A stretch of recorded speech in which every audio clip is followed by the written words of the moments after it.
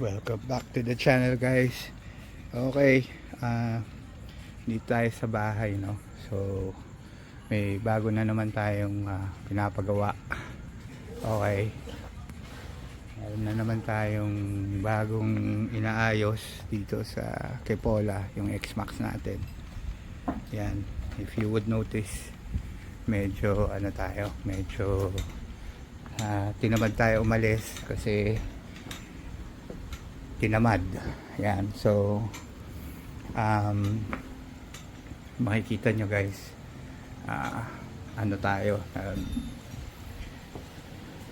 binaklas yung front suspension natin.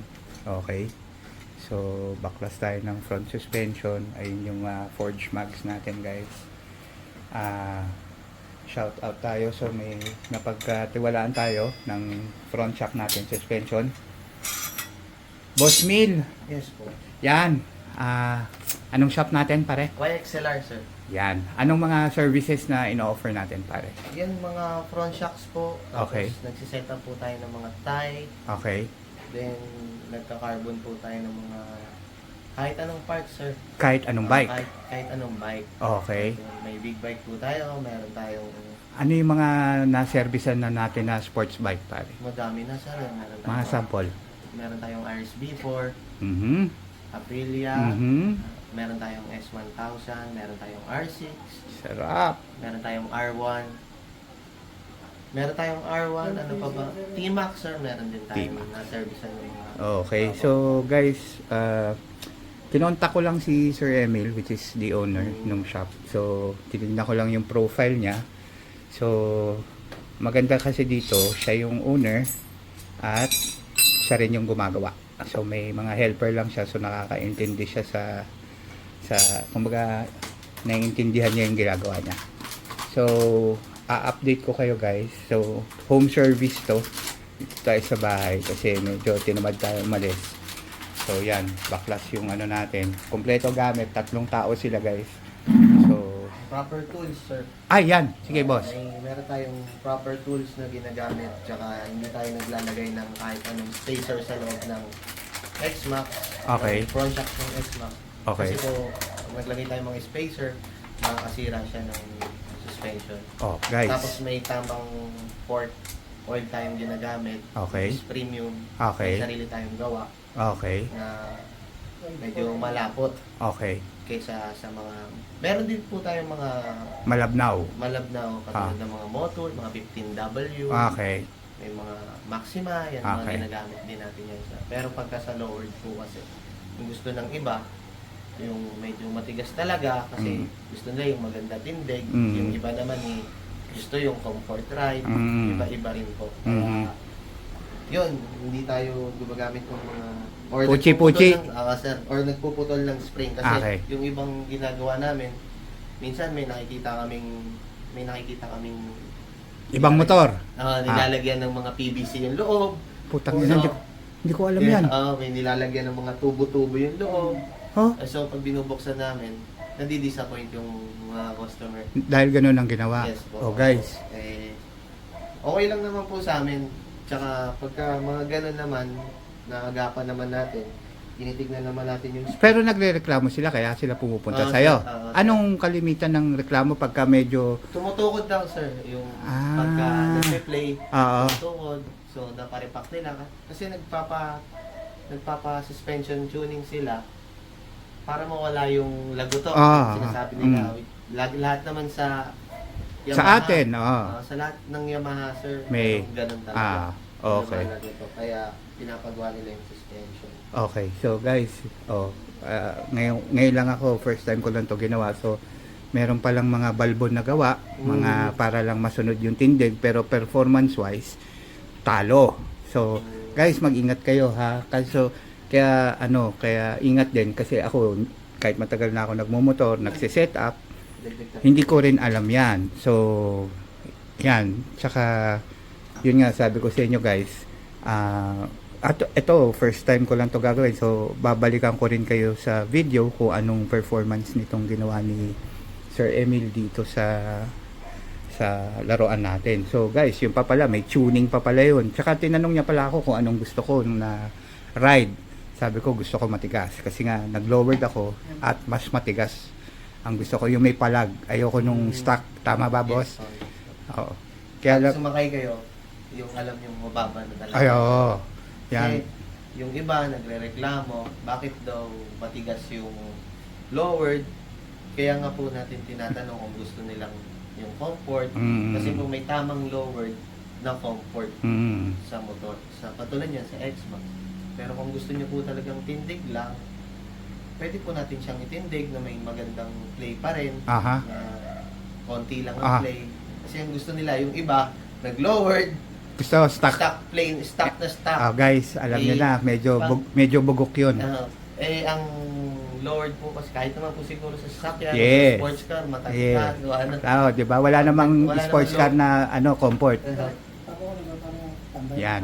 So, guys, yan yung sinasabi ko sa inyo, no. So, itong channel natin, sinasabi ko sa inyo kung anong bago ko, anong alam ko, anong hindi ko alam. So, what I'm trying to point out is gusto ko maging honest sa inyong viewers. So, at least yan, sinishare ko sa inyo. Kung mapapansin nyo, si Sir Emil, kamukha ni Paulo Contis.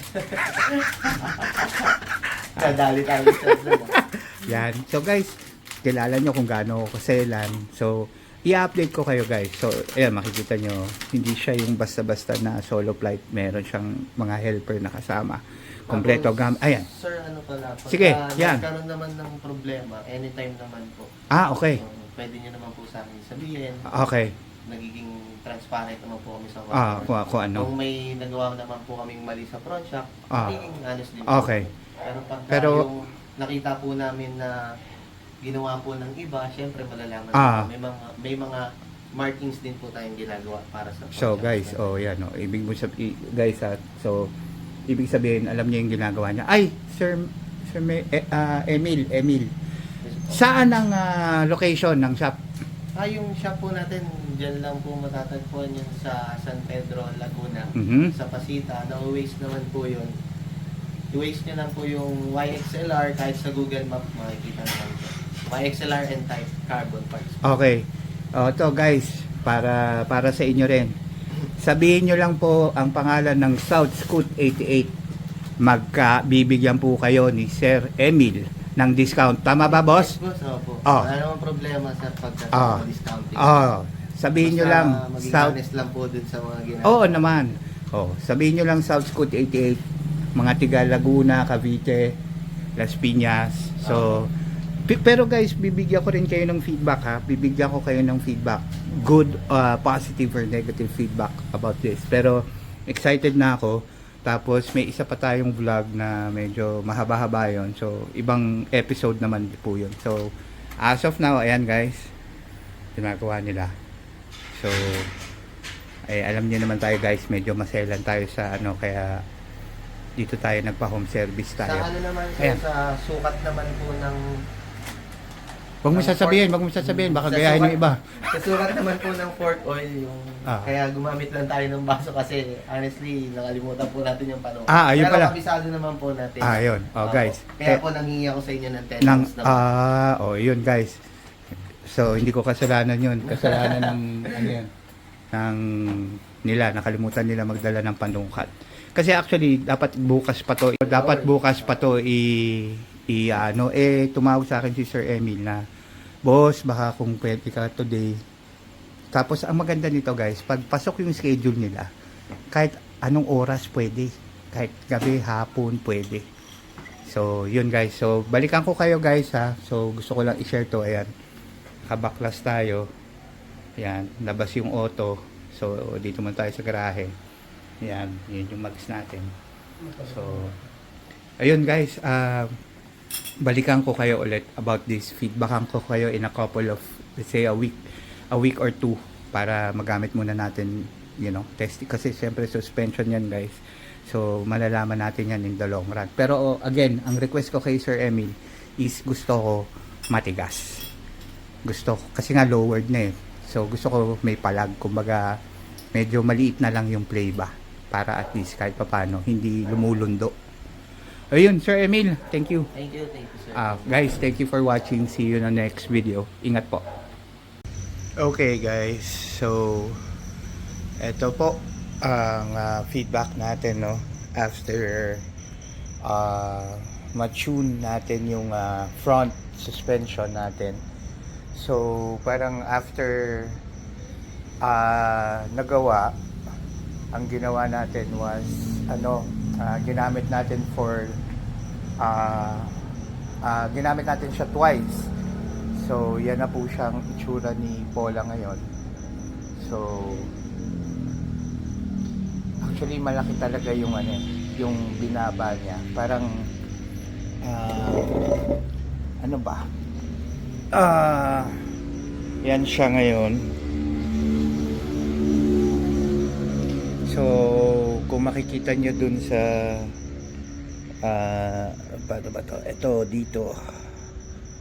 Pasok talaga yung front suspension natin. And kung mapapansin nyo rin, yung stance niya ngayon, mas mababa na yung front. Kasi before natin to i-tune, parang mas mataas ng konti yung yung front. Unless na pag pag sumakay na ako, dun lang siya bumababa ng konti. So excuse me. So napansin ko yun, parang napansin ko na yan eh. So hindi ko lang nagawa muna, nag-focus muna ako dun sa ibang bagay. Sa ibang bagay natin muna ako nag-focus, and then yun. Kaya yan siya ngayon ang itsura niya. So shout out kay Sir Raymil. So gumanda lalo yung tindig. Tapos ang gusto ko pa dito, nasunod yung gusto ko na na what you call that, na yung ini-imagine kong itsura niya. So ayokong masyadong mababa, but kung makikita niyo yung stance niya ngayon, medyo mababa talaga kasi nga hinabol natin yung all-ins natin na 305 ba o 307, parang ganun, 305 basta yung rear suspension natin.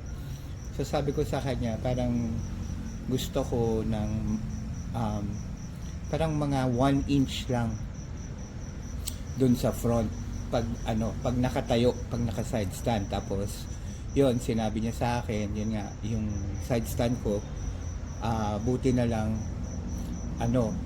parang mas konting shorter to na banggit ko sa previous video yun.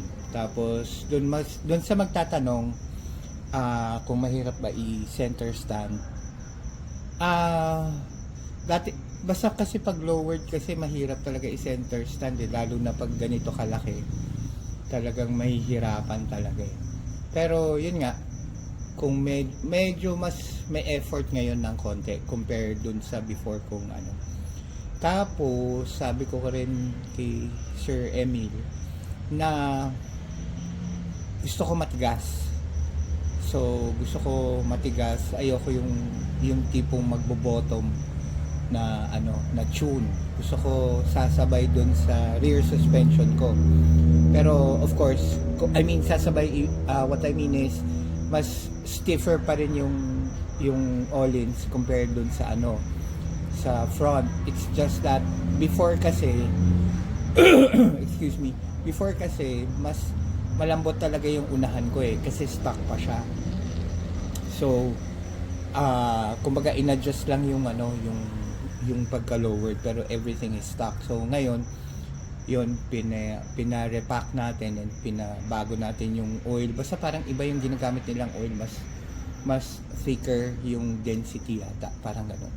So yun, so sabi ko gusto ko mas matigas. Alam mo guys, to be honest talagang siya, talagang gusto ko yung niya, yung pagkatono nung fork. Hindi siya sobrang tigas and hindi rin siya malambot. So tapos ang maganda pa dun, yung rebound niya medyo mabagal, hindi yung pag bumaba, talagang yung babalik agad. Ayoko kasi nung ganun kasi medyo bumpy yung ride Ayoko nung medyo bumpy. Gusto ko yung medyo smooth pa rin. So, yun. So, nakuha nila yung tono na gusto ko. Nakuha nila. Kaya, ayun. Kaya, sobrang shoutout sa'yo, Sir Raymil. Pag meron kayong yun guys, i-PM nyo lang siya, look for his FB page. Sobrang galing. Sobrang tsaka yun, ganun din, tuwan-tuwa ako kasi siya na yung owner, tapos siya pa rin yung gumagawa. Though may helper lang siya. Pero, yun, talagang alam niya yung ginagawa niya. Nakakatuwa guys. Tapos, yun, home service, kasi ako nun pwede naman kayo pumunta sa shop niya somewhere in Laguna, parang Pasita yata or San Pedro. So pwede niyo siyang puntahan doon sa sa shop niya, then doon gagawin. Pero yun nga, medyo tinamad tayo nung time na yun, kaya no choice tayo na parang nagpa-extra na lang tayo sa home service. So yan yung niya ngayon, yung stance niya. Sobrang masaya ako dito sa pagka-build natin. Ito, yan yung talagang hinahanap ko na tindig. Yan. Ayan, so ewan ko po. Ito. Yan. Yan. Pasensya na, madumi yung si Paula. Umulan, tapos hindi ko pa siya nalilinis. Kaya medyo madumi siya, dugyot. Tapos ito pa pala, sasama ko na rin yan, umambon kasi nakikita nyo ba sa windshield ko, umambon guys.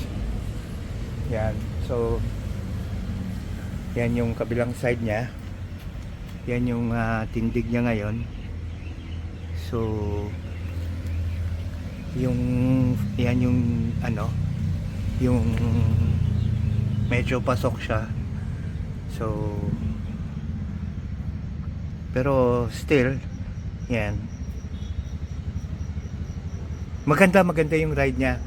Kasi kaya rin maganda yung ride niya kasi malaki yung gulong sa unahan, mataba, 70 series, 'di ba? Tapos 15s pa. So ayoko kasi nung yung lowered na paano ba yun? Lowered na parang ride ng stock kasi for me it's a no-no.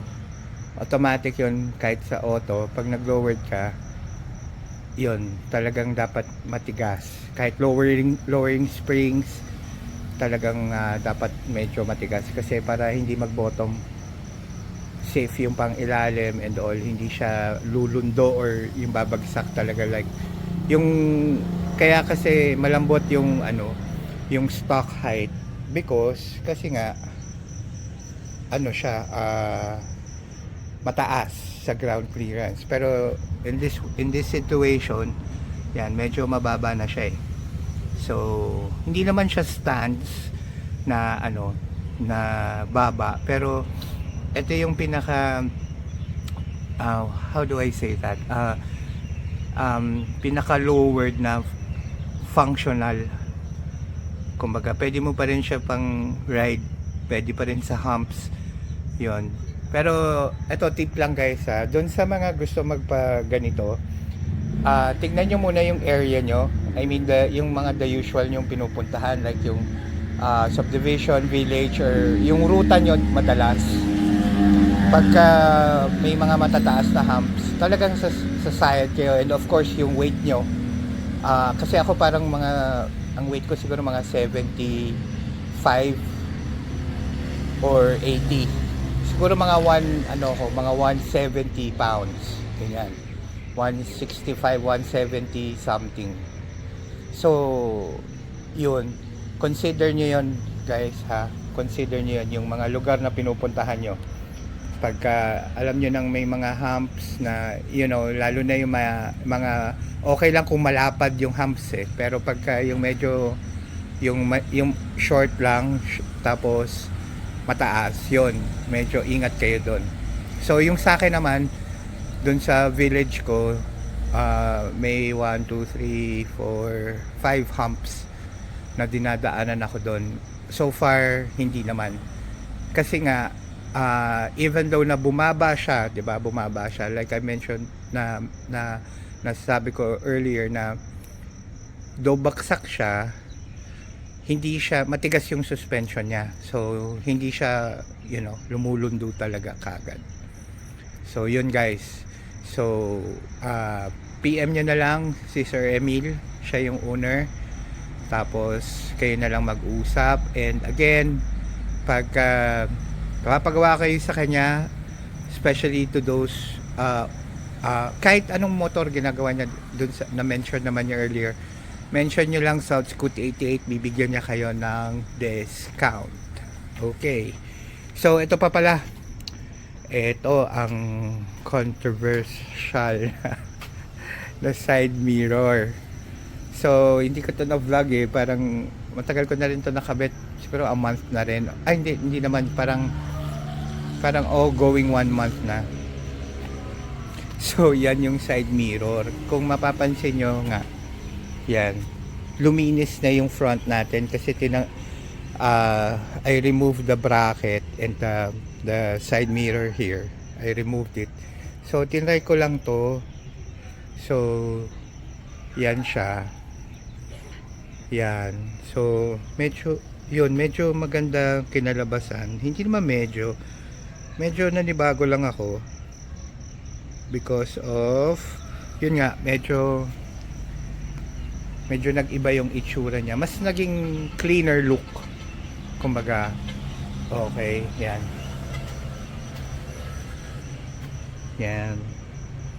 kita nyo naman yan. So yan guys, okay naman siya. So kung tatanungin nyo ako which is better, yan yung view natin para makita nyo. Yan yung itsura niya pag nasa likod. So yan yung ganyan yung itsura niya. So okay naman siya, may kita naman, but ayan nakikita nyo ako, di ba? So nandito ako dun sa side ng handle bar sa left, sa handle grip. So kita naman siya, pero yung isang friend ko nakaganito rin, naka X-Max rin, parang iba yung view namin. I don't know if because yung lowering, dahil linowered natin siya, pero sabi niya mas kita daw tong nung tinesting niya to nung inupuan niya, mas kita niya. So yan siya. So tapos nagsabi rin, for sure alam ng mga X-Max owners to, no? So sabi nila may huli nga daw to sa checkpoint. So hindi ko pa natatry kasi dito pa rin, kumbaga hindi ko naman siya ginagamit like yung sinasabi ko na pang malayuan or daily driven or commute. So laruan ko lang siya, yan, laruan ko lang to. So more on looks and not functionality. Pero nung ginamit namin to sa Tagaytay via Kibyang, nakaganyan na ako. Okay naman siya, but of course merong kumbaga nasanay kasi ako dun before dun sa malaki. Yun okay na okay yun sa sa pagdadrive. Para kasing kotse yun talagang kita siya. Ang ayoko lang kasi talaga yung dito sa handlebar, kasi syempre, di ba, pag kumabig ka, wala ka ng visibility You can only use that pag if you're going straight, 'di ba? Pero once na nag-turn ka na, iba na yung vision mo doon eh. So, unlike yung naka-fix na ganyan, kumbaga kahit anong kita mo yung likod. But yan, guys, yan. Yan siya. So, okay naman, guys. So, may adjustments lang, medyo tatayo lang yung balahibo mo bago ka kumabig. Pero honestly guys, okay naman siya. Medyo mas maliit of course yung visibility, yung ano niya, yung what do you call that, yung point of view mo. But you know, masasanay ka rin, and yun nga, mas matatakot ka ng kaunti because of it. Pero gusto ko siya eh kasi mas malinis tignan. Ayan guys, so yun, dun sa mga may gusto, pwede nyo try. But yun, sinabi ko na sa inyo kung ano yung mga consequences. But ayan kasi ano siya, ayan kumbaga flash siya talagang ano ano siya saka lang para adjust lang natin. Ayan guys,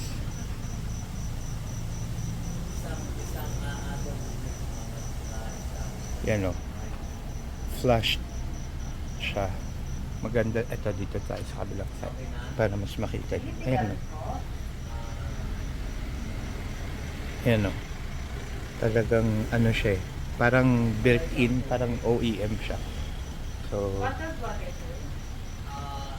talagang talagang maganda, malinis tignan.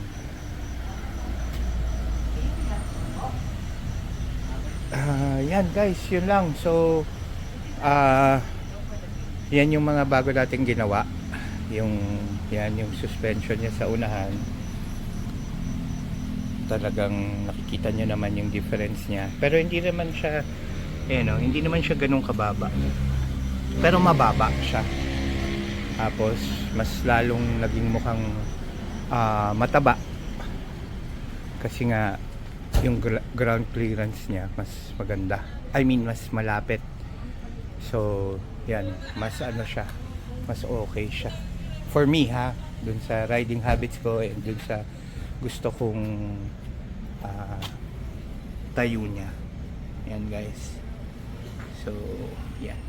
So yun guys, so thank you for watching, and of course sana subscribe to my channel and click that notification bell so that you will be informed once we upload another video. So always drive safe, enjoy the ride, and God bless us all. South Scoot 88. See you around guys. Thank you.